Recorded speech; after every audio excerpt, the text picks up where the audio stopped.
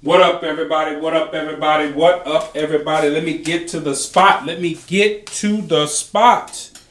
Oh, hey, everybody. This is Plan Your Greatness, and I am your gracious host, not the not so professor, Professor Hamilton. And let's get started. All right. Stop telling your story and start living your story. Now, when I got out of prison, I had to do everything by myself because I knew I had no family down here, and everything was trial and error. I was trying every agency to get all the different resources, and man, I was running all over town, bus tickets and all this other stuff, and I actually found all the resources. And what that allowed me to do was actually create what I call the Reentry Resource Centers of America in Phoenix.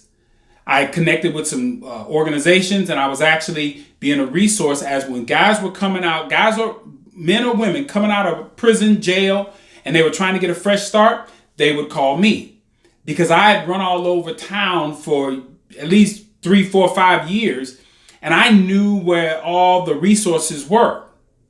So I was trying to help them to make their transition a lot smoother than what was going on with me, because I realized that not everybody has the initiative to jump on buses and ride over here and walk and do this and ask questions and not get an answer here and then go over here. Man, I was all about that business because I was trying to get my life back on track. But here's what I'm getting at, is that when I created that organization, I was working out of an office as what is called a reentry coordinator.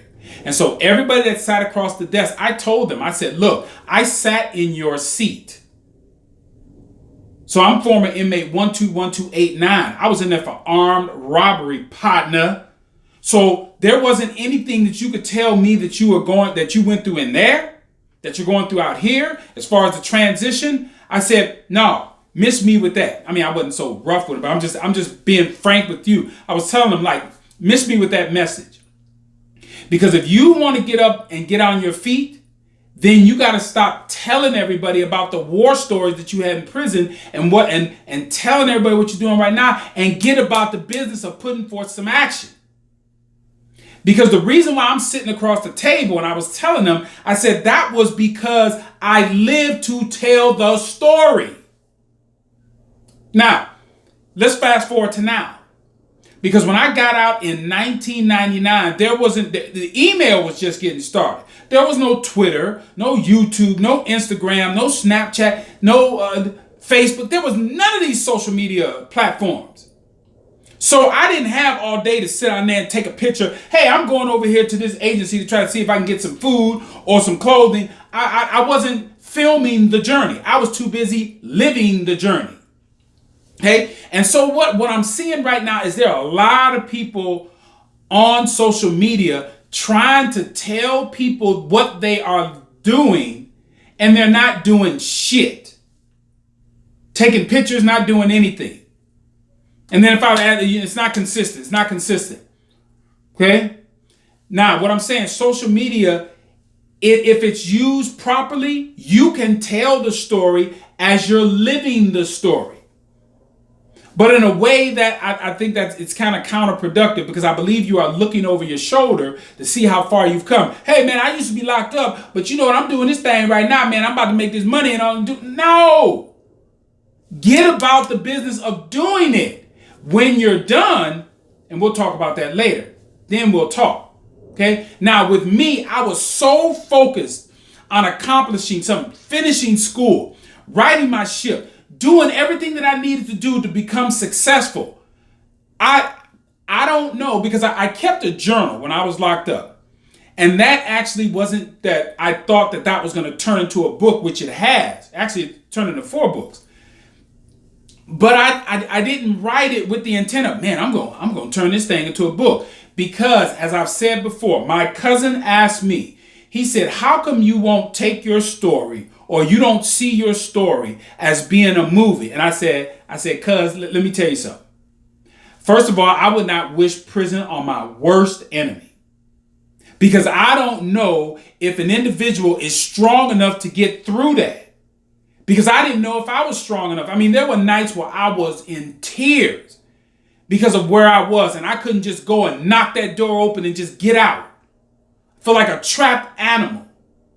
Now, if any of you seen the movie The Blind Side, Michael Oher was interviewed and he said, hey, I love the movie. He said, but one, it was painful watching that again.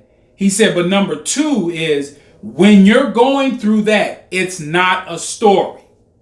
And that's what I shared with my cousin. I said, bruh, it was not a story when I was going through it. It was the worst, most mentally challenging and humbling experience of my life. I don't wish that on anybody. Again, I say this again. I would not wish that on my worst enemy because I don't know if they are able to have the, what they call intestinal fortitude to get through that. It hurts me to even talk about it right now. It's making me tired as I'm talking about it right now. Because every time that I mention that story or mention the time, it takes me back to depression. It takes me back to homelessness. And it takes me back to being in solitary confinement in prison. So when I got out, I was so focused on what I needed to do. I didn't have time to be posting or just anything like that. I was on my grind. I hit the ground running 1,000 miles an hour. So people out here are starting to, try to tell their story, tell what they're doing. No, grind, get after it. Because if you're constantly telling your story, you're not where you want to be. Okay? You're too busy telling instead of living. Okay? You're still, like I would tell those people sitting across the table from me, I said, brother, you are in the midst of the fire.